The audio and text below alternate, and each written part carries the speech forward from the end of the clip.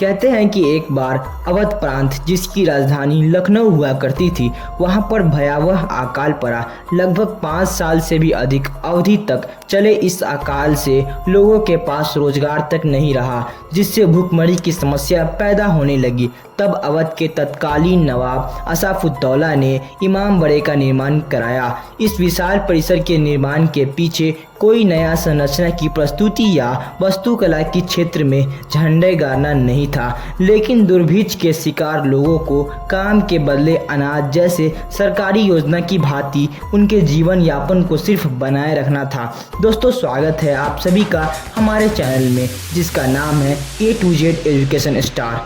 तो दोस्तों, आज की वीडियो में हम एक ऐसी रहस्य के बारे में बताने वाले हैं जो कि लखनऊ से जुड़ा हुआ है। जी हाँ दोस्तों, हम बात कर रहे हैं भूल भुलैया बड़ा इमामबाड़ा के बारे में। आइए आगे जानते हैं। कहा तो ये भी जाता है कि आरंभ में इस विशाल इमामबाड़े के लिए किसी नक्शे के तहत काम तक नहीं किया गया और लोगों से मजदूरी कराकर उसके बदले उन्हें खाने और उनके परिवार के लिए राशन दिया जाता था। ये काम काफ़ी लंबे समय तक चलता रहा।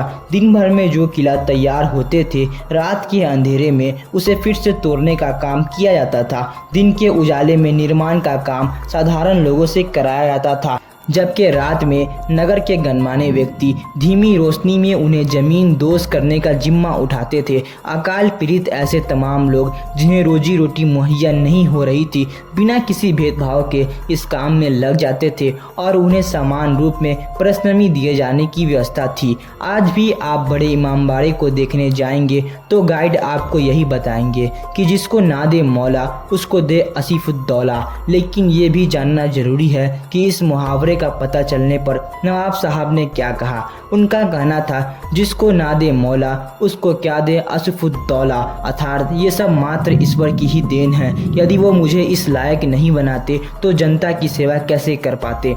उस सर्वोत्तम प्रभु सत्ता के सामने उसकी कोई हैसियत नहीं। सत्य यह है कि आपने सलाहकार के परामर्श में असाफुद्दौला ने सुनियोजित तरीके से बड़े इमामबाड़े का निर्माण करवाया। उसमें सबसे पहले शाही बाग और पंच महल का निर्माण करवाया। इसका निर्माण इसलिए जरूरी था कि भवनों की निर्माण के लिए पानी की स्रोत की भरपूर आवश्यकता थी।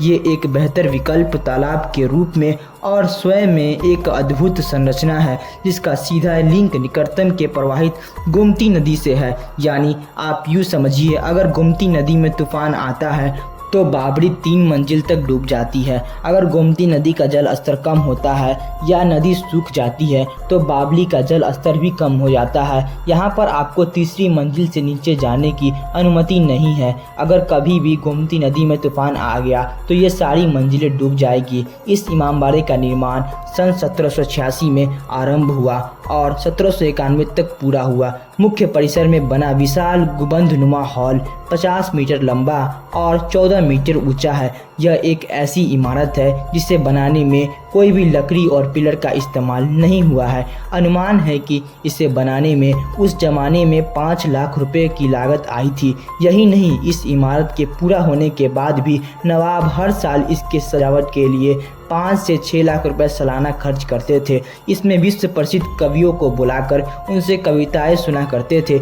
इस इमामबाड़े में एक खूबसूरत मस्जिद भी है जहां गैर मुस्लिम लोगों को प्रवेश की अनुमति नहीं है। कहते हैं कि खुदा की बंदगी के लिए मस्जिद बनाने की सोची परिणाम स्वरूप ये बेहतर मस्जिद बनकर तैयार हुई। मस्जिद परिसर के आंगन में तो ऊंची मीनार है जो इसके भव्यता में 4 चांद लगाते हैं। इसके बनने के बाद में इमामबाड़े के मुख्य भवन के निर्माण का काम आरंभ हुआ था। इमामबाड़े की वास्तुकला मुगल शैली को प्रदर्शित करती है, जो पाकिस्तान में लाहौर की बादशाही मस्जिद से काफ़ी मिलती जुलती है और इसे दुनिया की 5 में से सबसे बड़ी मस्जिद का दर्जा दिया गया है। इसका डिज़ाइन की मुख्य विशेषता यह है कि इसमें कहीं भी लोहे का इस्तेमाल नहीं किया गया है और न ही किसी यूरोपीय शैली का वास्तुकला का शामिल किया गया है। इस इमारत का मुख्य हॉल बहुत बड़ा है। इमामबाड़े को यहाँ के भूल भुलैया के लिए ही जाना जाता है, जहाँ कई भयानक भयानक रास्ते हैं जो एक दूसरे से जुड़े हुए हैं, जिनमें कुल 869 एक से दरवाजे हैं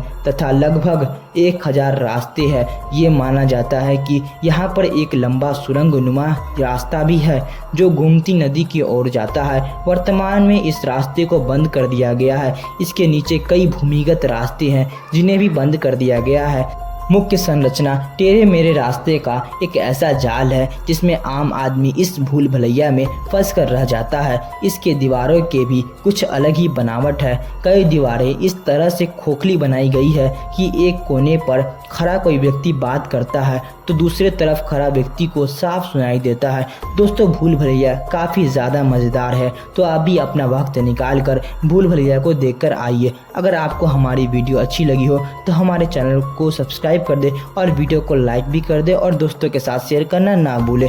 thanks for watching my video.